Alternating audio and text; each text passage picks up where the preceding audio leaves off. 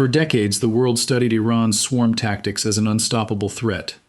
Analysts called it the Mosquito Fleet, hundreds of heavily armed speedboats poised to overwhelm the Strait of Hormuz. The Pentagon ran countless war games, each ending in catastrophic losses. Then the moment came. In a single coordinated window, the U.S. Navy erased that entire asymmetric doctrine from the Persian Gulf, turning a decades-old nightmare into a few hours of burning wreckage. For decades, Iran has struggled to match the U.S. Navy ship for ship. So it built something else entirely, an architecture of denial designed to make the Strait of Hormuz impassable. Not a blue water fleet, a layered trap. The first layer was shore-launched cruise missiles.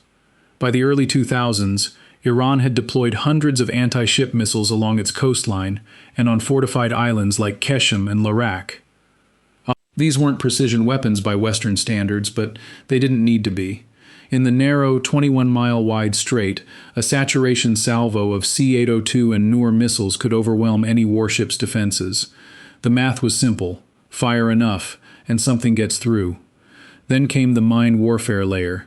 Iran stockpiled thousands of cheap, unsophisticated mines, moored contact mines, bottom influence mines, very hard to detect and clear. In a crisis, small dhows or IRGC boats could seed them across the shipping lanes in a single night, paralyzing maritime traffic without ever firing a shot. The third and most visible layer was the IRGC Navy's fast attack boat swarm. Over roughly 3,600 small craft, Boston whalers, Siraj rocket boats, and Zulfiqar torpedo boats were hidden in coastal caves and civilian jetties along the Gulf. Their doctrine was pure asymmetric harassment. Dozens would swarm a target from multiple bearings, using sheer numbers to confuse radar and overwhelm close-in weapons systems. No single boat was a threat.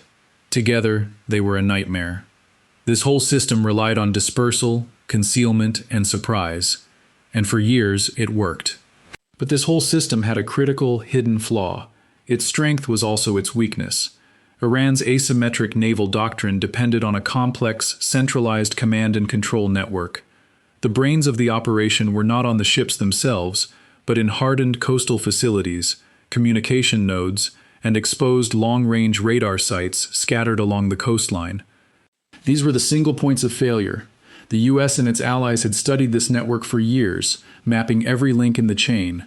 They knew that without these coastal hubs, the dispersed fleet of fast attack boats and frigates would be deaf, blind, and isolated, individual assets unable to coordinate a unified response. This created a strategic blind spot the U.S. was prepared to exploit. In the opening hours of the conflict, these fixed sites were likely seen as lucrative targets. They could not hide or run. A coordinated strike against roughly 24 key command centers, radar installations, and communication relays was launched with precision. The goal was not just to destroy buildings, but to sever the central nervous system of Iran's naval force. In many cases, the attacks were reported to be successful. The result was immediate paralysis. The strikes reportedly knocked out key coordination nodes, leaving Iran's naval assets scattered and struggling to function as a cohesive force. The decades of investment in a dispersed fleet were rendered ineffective in a matter of hours by targeting the concentrated infrastructure it relied upon. With the command nodes severed, the first wave of offensive strikes came without warning.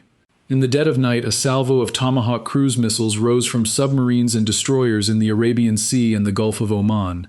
These low-flying missiles hugged the terrain, skimming the waves before slamming into their targets. The primary objective was simple: blind the dragon. At Bandar Abbas, the IRGC's main naval headquarters, air defense batteries were hit first. Russian-made SA-22 Greyhound systems, positioned to protect the coast, were obliterated in their revetments. Coastal surveillance radars, the very eyes that watched for U.S. carrier movements, were reduced to twisted metal. At Jask and Chab. At Hellfire and Bandar Jask, where concrete reinforced archways plunged into coastal cliffs, the next phase unfolded with clinical precision. These weren't mere storage sheds, these were subterranean naval cities, carved over years to hide entire squadrons of fast attack craft and rows of C-802 anti-ship missiles. The Iranian doctrine rested on a simple premise. In a crisis, blast doors would roll open, swarms of heavily armed speedboats would erupt from hidden caverns and overwhelm the strait with sheer numbers before a carrier strike group could react. The U.S. Navy planned to bury that doctrine inside its own tomb. Intelligence from persistent ISR drones and seabed sensors had mapped ventilation shafts and seismic vulnerabilities in the rock layers. The weapon of choice was the GBU-72 Advanced 5K Penetrator, a 5,000-pound behemoth dropped from B-2 Spirits flying out of Diego Garcia. Each bomb combined a thick nickel-cobalt steel casing with a delayed action fuse, allowing it to spear through up to 100 feet of reinforced concrete before detonating. Follow-on strikes used GBU-31 JDAMs with streamlined BLU-116 warheads, designed to crater runways but equally lethal against tunnel ceilings. The strikes came at staggered intervals, a technique known as shake and bake. The first penetrator punched a narrow borehole straight through the rock cap, cracking the vaulted roof. The second, guided through the same hole by laser designators on loitering F-35s, detonated inside the hollow chamber itself. Internal blast waves became mass drivers, wrecking fuel bladders, crumpling hulls, and collapsing primary support pillars. At one facility roughly 12 nautical miles east of Bandar Abbas, a dozen Zulfiqar-class fast attack boats, still chained in their cradles, were crushed under thousands of tons of falling granite and rebar. The very geology meant to protect them became their grave, sealing anti-ship missile batteries inside a permanent, unbreachable arsenal of rubble. The first wave of strikes turned hardened boat shelters into tombs, but not every IRGC vessel was caught inside. Across the shattered bases, surviving crews scrambled to push surviving fast attack craft down slipways into the channel. Their plan was reportedly simple: scatter into shallow coastal waters, where speed and small radar signatures could give them an edge. This time, the edge was gone. Overhead, pairs of F-18E Super Hornets were already running a deliberate killbox rotation. Each jet carried a mixed load of laser-guided bombs and AGM-65 Maverick missiles, their infrared sensors tuned to pick up the heat bloom of high-revving boat engines against the cold morning sea. The aircraft flew staggered orbits at roughly 15,000 feet, handing off target tracks in a seamless relay. For any boat that broke cover from the mangroves or the wrecked quays, detection was a matter of seconds. A Maverick would lock on, and a single missile would turn a Zulfiqar-class attacker into a fireball. Don't be afraid to go out on a limb. That's where the fruit is. Lower down, AC-130 gunships added a more brutal calculus. Their 30mm and 105mm cannons carved white streaks across the water, stitching lines of destruction directly into the fleeing squadrons. Gunners used night vision optics to pick out individual boats, even in the pre-dawn haze. Unlike the jets, the gunship could linger for hours, orbiting at roughly 7,000 feet and delivering sustained fire. IRGC's crews who abandoned their boats and swam for the shoreline reportedly found no safety. The gunships tracked them in the water, methodically eliminating elements of the asymmetric threat Iran had spent decades assembling. But the threat was not only on the surface. Iran's hardest weapon to counter, the sea mine, required its own dedicated solution. While fast boats were engaged, a separate, quieter campaign was already underway to suffocate Iran's mine-laying capability before it could begin. The key vessels were not at sea, but tied up at their home ports and forward logistics bases. These included the converted landing ships and smaller tenders that formed the backbone of Iran's covert mining fleet. Their alleged mission was to stealthily sow chaos in the Strait of Hormuz, potentially closing the world's most vital oil corridor. It appears that opportunity never materialized. Operating under cover of darkness, U.S. Navy MH-60R Seahawk helicopters and MQ-8B Fire Scout drones, equipped with advanced sensors, pinpointed these vessels at their moorings. The helicopters, armed with precision-guided Hellfire missiles and small-diameter bombs, struck accurately. They targeted the ship's critical points, their cranes and stern ramps, the very equipment needed to deploy mines into the water. In many cases, the vessels were reportedly destroyed where they sat, possibly sinking at their own piers. A handful that managed to cast off lines were tracked and eliminated in the shallow coastal channels. The result was a complete negation of the mining threat before a single mine could be laid. Iran's plan to strangle international shipping was methodically dismantled in its harbors, turning a strategic weapon into smoldering wreckage along the Iranian coastline. But the IRGC's naval commanders still possessed one final card, their surface frigate fleet. As the smaller fast attack boats were being shredded in their pens, orders went out for the frigates to sortie. Their mission was to break into the deeper waters of the Gulf of Oman and threaten U.S. carrier groups with anti-ship cruise missiles. It was a desperate gambit, one born of the realization that the asymmetric swarm strategy had failed before the first wave of American missiles even struck. The frigates, vessels like the Alborz and Sabalan, slipped their moorings and pushed out of Bandar Abbas under the cover of darkness. But the U.S. Navy had already positioned a layered surveillance net.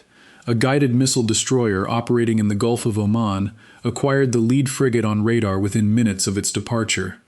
Simultaneously, an undersea asset that had been quietly shadowing Iranian naval movements for days confirmed the target track and fed precise coordinates into the kill chain.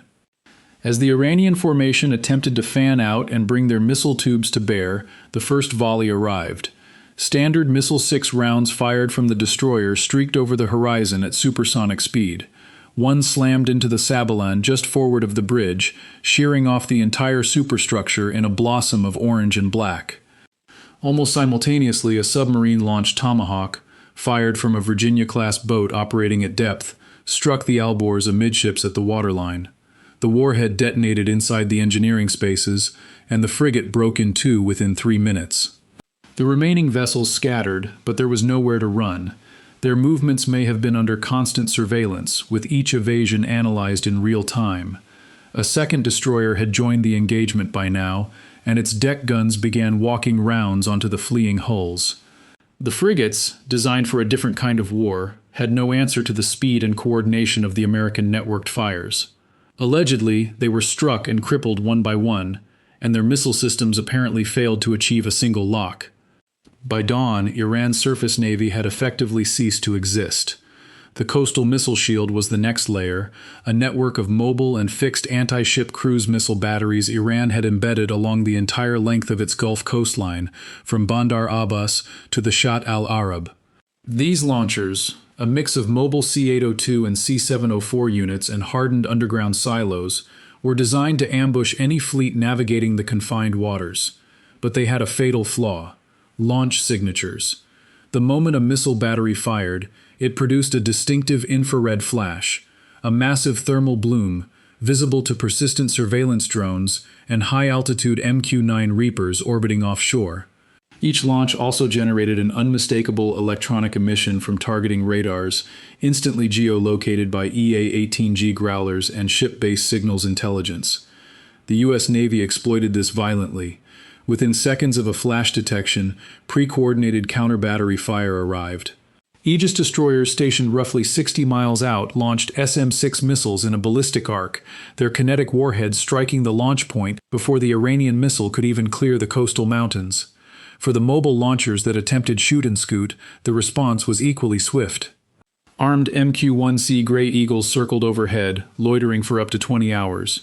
Their laser designators painted the fleeing vehicles, and precision-guided Hellfire missiles turned them into wreckage within 90 seconds of their initial launch.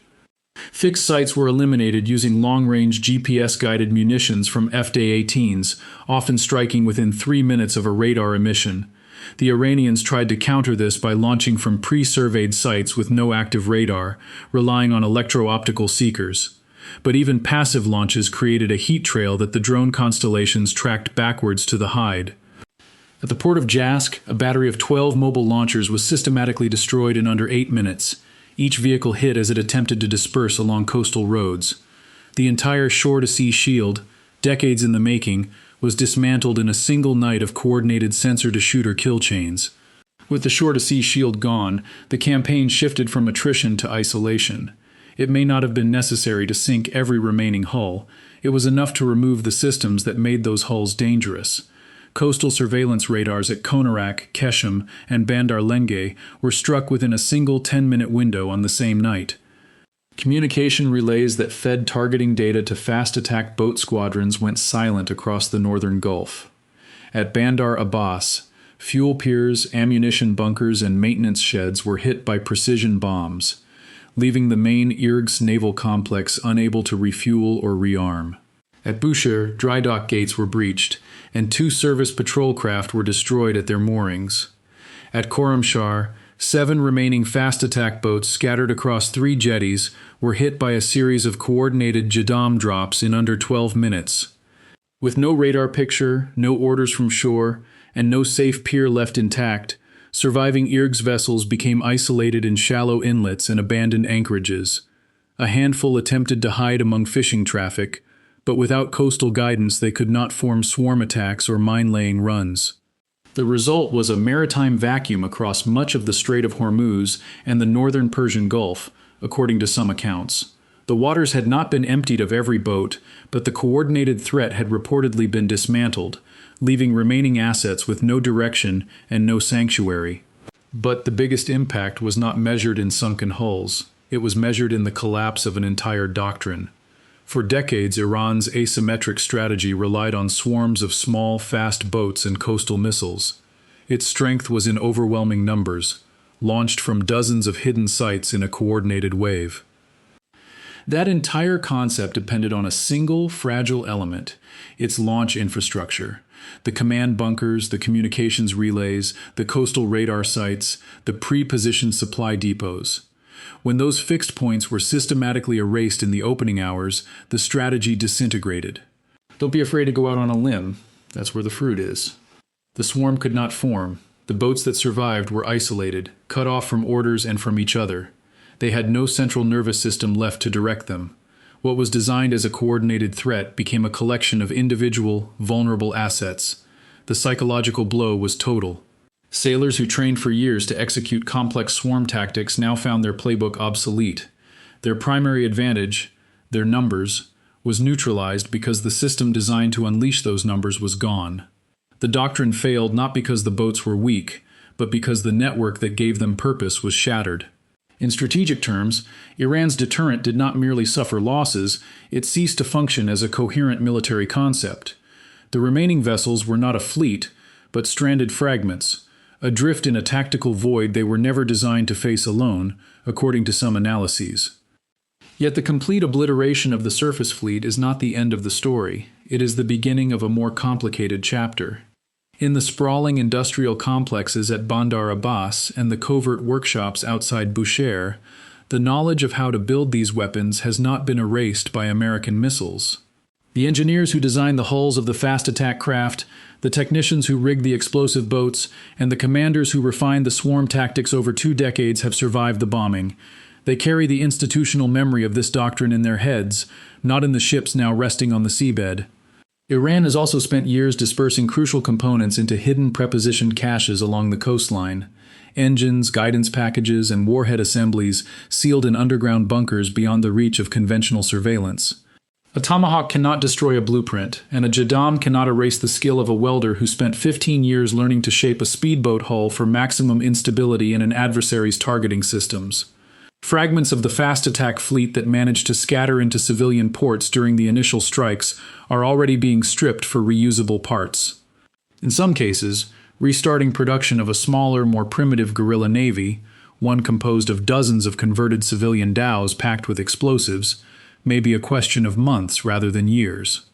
What rises from the wreckage will be smaller, harder to find, and far more willing to strike at softer targets beyond the military exclusion zone.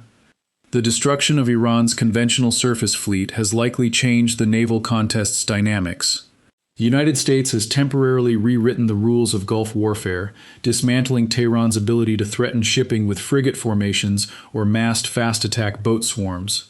In a matter of weeks, the IRGC Navy lost the very assets it had spent decades assembling as an asymmetric shield. The Strait of Hormuz is open. Tanker traffic through the Bab el-Mandeb flows with markedly reduced surface interference.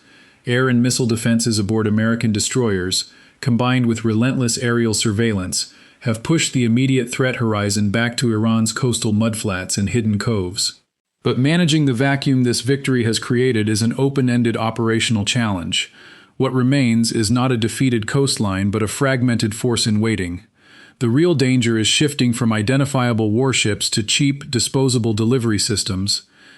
Naval mines can be sown quietly from fishing skiffs in the shallow approaches to Kuwait's oil terminals. One-way attack drones, launched from secluded wadis by mobile crews, can strike vessels at anchor far from the carrier strike group's protective umbrella. In many cases, These systems may leave no radar track for a destroyer to engage. The vacuum is being filled by creeping proxy logistics, deniable small craft intelligence collection, and commercial ship tracking data repurposed for targeting. The surface battle appears to have been won, but the silent war beneath the Gulf is still evolving.